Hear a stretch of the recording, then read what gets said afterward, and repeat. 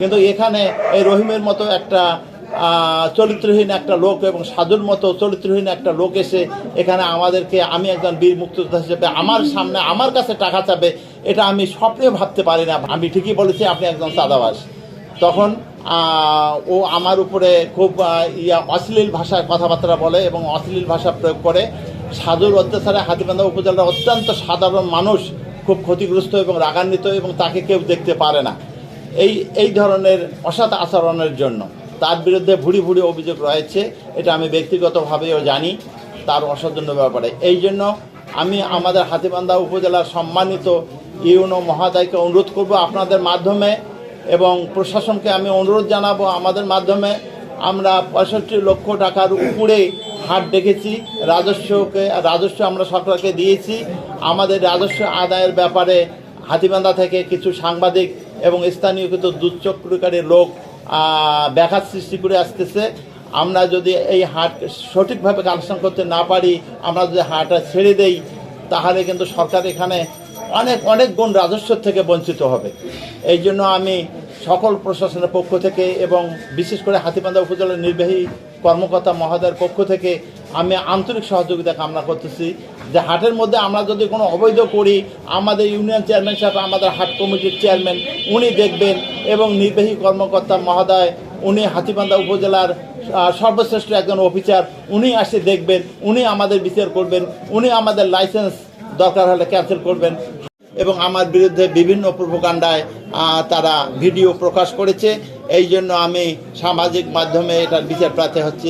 বিশেষ করে আজকে যে সমস্ত সাংবাদিক ভাইরা এখানে নিবেদিতভাবে এসেছেন দেশের জন্য, জাতির জন্য, সমাজের জন্য, একজন বীর মুক্তিযোদ্ধার জন্য, আপনাদের কাছে আমার আকুল আবেদন যে আপনারা একটা জাতির সামনে স্পষ্ট করে দাঁড়াবেন যে আমি বর্তমান সরকারের হাতকে শক্তিশালী করার জন্য এবং বর্তমান পরিবেশে আমি ইতিপূর্বে চেয়ারম্যানের নির্বাচন এখানে করেছি, কিন্তু আমার ইউনিয়নের হাজার হাজার জনগণ রয়েছে, কেউ বলতে পারবে না যে আমি কারো কাছ থেকে একটা টাকা চাঁদা নিয়েছি, একটা টাকা চেয়েছি।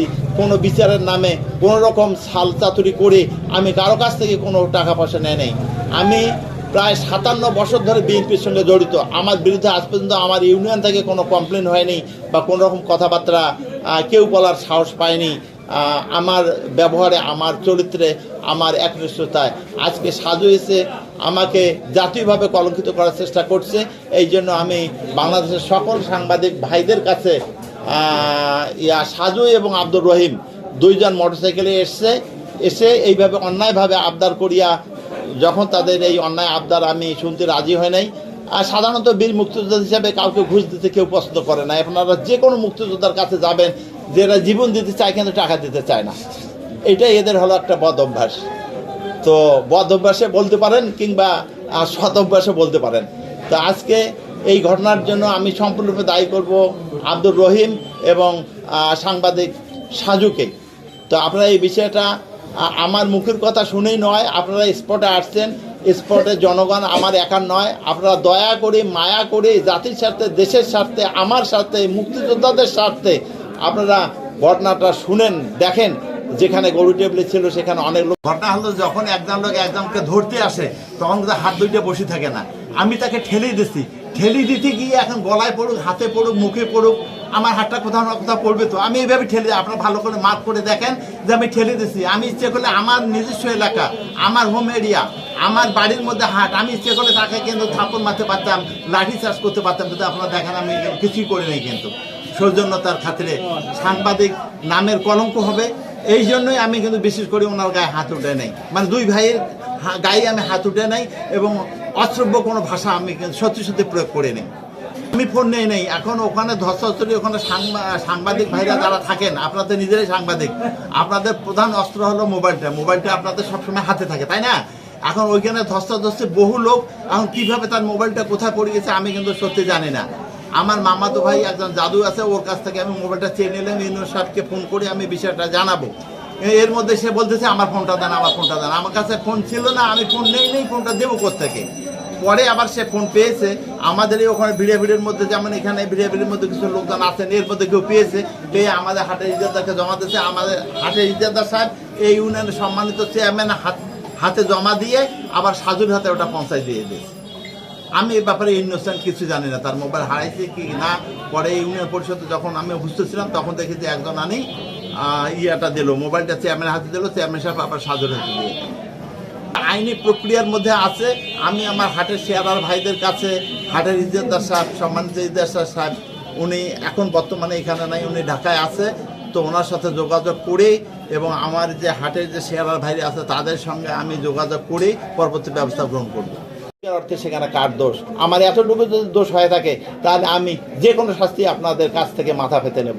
আমি একজন সাংবাদিকের কাছ থেকে এইরকম আমি আশা করি নি, এইরকম ব্যবহার, অসৌজন্য ব্যবহার আমি আশা করি নি।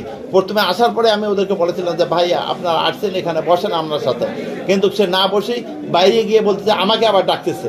তা আমি যদি নিজেকে প্রেস্টিজ বোধ করতাম তাহলে আমি কিন্তু উঠে যেতাম না। আমি একজন জুনিয়র, আমার অন্ততপক্ষে 20 বছর জুনিয়র হবে সাজু এবং রহিম, তারপরে তাদের ডাকে আমি ভদ্রতার খাতিরে গিয়ে তাদের পাশে গিয়ে দাঁড়িয়েছি এবং তাদের বক্তব্যটা আমি শুনেছি। এটাও কিন্তু একটা ভদ্রতার মধ্যে পড়ে, কিন্তু সে যে আমাকে ডাকলো এটা কিন্তু ভদ্রতার মধ্যে পড়ে না। আমি চেয়ারে বসেছিলাম, আমাকে সেই আহ্বান করে ডাকে নিয়ে গেছে সাইডে, যাতে করে এইগুলো কথাবার্তা বলতে পারে।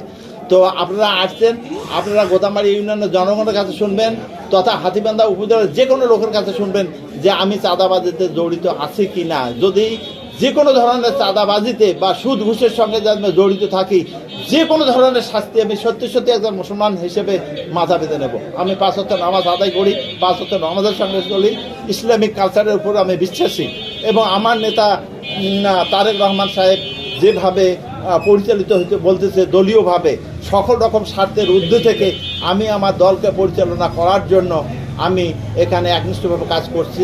আমার হাতীবান্ধা উপজেলার সম্মানিত আহ্বায়ক মোশাররফ ভাইয়ের নির্দেশনায়, উনিও খুব হাজি মানুষ, স্বচ্ছ মানুষ, ওনারও ভালোবাসা আমার প্রতি রয়েছে।